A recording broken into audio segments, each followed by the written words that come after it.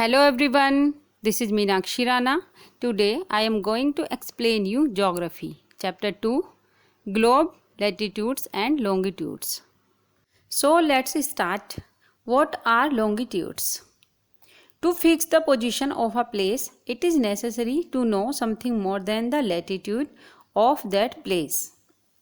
किसी भी प्लेस की पोजीशन को जानने के लिए उस प्लेस के लैटिट्यूड के अतिरिक्त कुछ और जानकारियों की नीड भी होती है। फॉर एग्जाम्पल, आप देख सकते हैं कि पैसिफिक ओशन में टोंगा आइलैंड और इंडियन ओशन में स्थित मॉरिशस आइलैंड, ये दोनों सेम लैटिट्यूड 20 डिग्री साउथ पर सिचुएटेड हैं। उनकी सही लोकेशन जानने के लिए यह पता करना होगा नॉर्थ पोल को साउथ पोल से जोड़ने वाली लाइन से ईस्ट या वेस्ट की ओर इन प्लेसेस की दूरी कितनी है। इन लाइंस को मेरिडियंस ऑफ लॉन्गिट्यूड कहा जाता है और उनके बीच की दूरी को डिग्रीज ऑफ लॉन्गिट्यूड में मेज़र किया जाता है। प्रत्येक डिग्री को मिनट्स में और मिनट्स को सेकंड्स में डिवाइड किया जाता है। ये सेमी सर्कल्स होते हैं और इनके बीच की दूरी पोल्स की साइड बढ़ने पर घटती चली जाती है और पोल्स पर ज़ीरो हो जाती है, जहां सभी मेरिडियंस आपस में मिल जाती हैं। Unlike parallels of latitude, all meridians are of equal length, thus it was difficult to number the meridians. Latitude के सारे पैरेलल्स और सारी मेरिडियंस की लेंथ इक्वल होती है। इस प्रकार मेरिडियंस को गिनना डिफ़िकल्ट था। तब सभी कंट्रीज़ ने डिसाइड किया कि ग्रीनविच, जहां ब्रिटिश रॉयल ऑब्जर्वेटरी लोकेटेड है, वहां से पास होने वाली मेरिडियन से काउंट करना स्टार्ट किया जाए। इस मेरिडियन को प्राइम मेरिडियन कहा जाता है। Look at this figure, here is prime meridian. इसकी वैल्यू 0 डिग्री लैटिट्यूड है और यहाँ से हम 180 डिग्री ईस्टवर्ड या 180 डिग्री वेस्टवर्ड तक काउंट करते हैं। प्राइम मेरिडियन और 180 डिग्री मेरिडियन, ये दोनों मिलकर अर्थ को 2 इक्वल पार्ट्स में डिवाइड करती हैं, ईस्टर्न हेमीस्फेयर और वेस्टर्न हेमीस्फेयर में। इसलिए किसी प्लेस के लॉन्गिट्यूड के आगे ईस्ट के लिए लेटर ई और वेस्ट के लिए लेटर डब्ल्यू का यूज़ किया जाता है। यह जानना इंटरेस्टिंग होगा कि 180 डिग्री ईस्ट और 180 degree west meridians same line पर स्थित हैं। Now look at the grid of the parallels of latitude and meridians of longitude on the globe, figure 2.6. You can locate any point on the globe very easily if you know its latitude and longitude. अब globe पर figure 2.6 में latitude के parallels को और longitude की meridians के द्वारा बने ग्रिड को देखिए। अगर आपको किसी प्लेस की लैटिट्यूड और लॉन्गिट्यूड की सही जानकारी हो तो ग्लोब पर आप उस प्लेस का पता इजीली लगा सकते हैं। फॉर एग्जांपल, आसाम में धुबरी 26 डिग्री नॉर्थ और 90 डिग्री ईस्ट लॉन्गिट्यूड पर लोकेटेड है। अब आपको उस पॉइंट को फाइंड आउट करना होगा जहां ये दोनों लाइंस एक दूसरे को काटती हैं।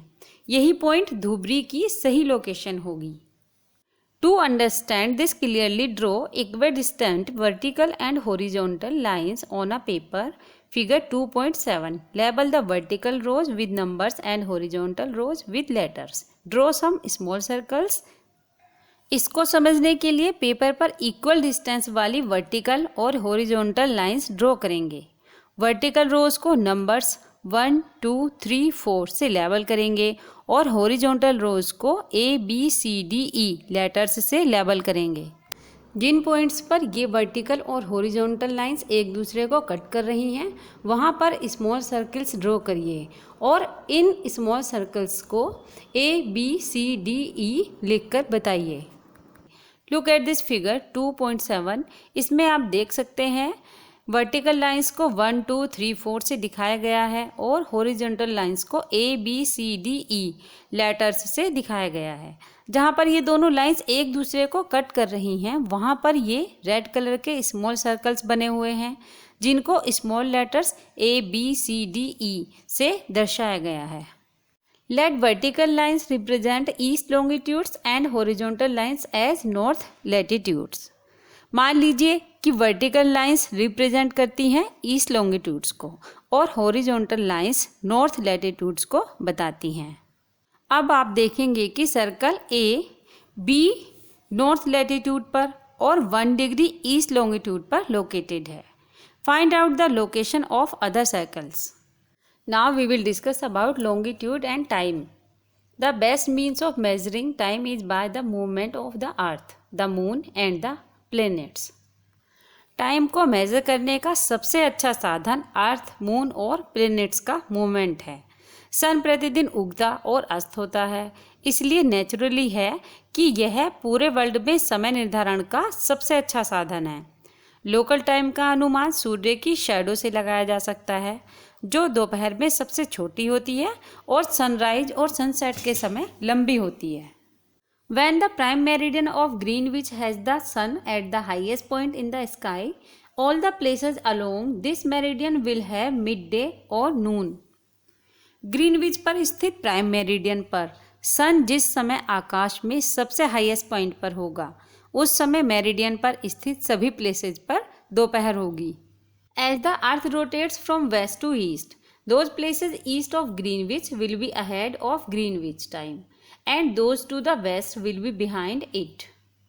जैसा कि हम जानते हैं कि हमारी अर्थ वेस्ट टू ईस्ट रोटेट करती है, इसलिए वो प्लेसेस जो ग्रीनविच के ईस्ट में हैं उनका टाइम ग्रीनविच टाइम से आगे होगा और जो वेस्ट में है उन प्लेसेस का टाइम पीछे होगा। फिगर 2.8 को देखकर टाइम के डिफरेंस को कैलकुलेट कर सकते हैं।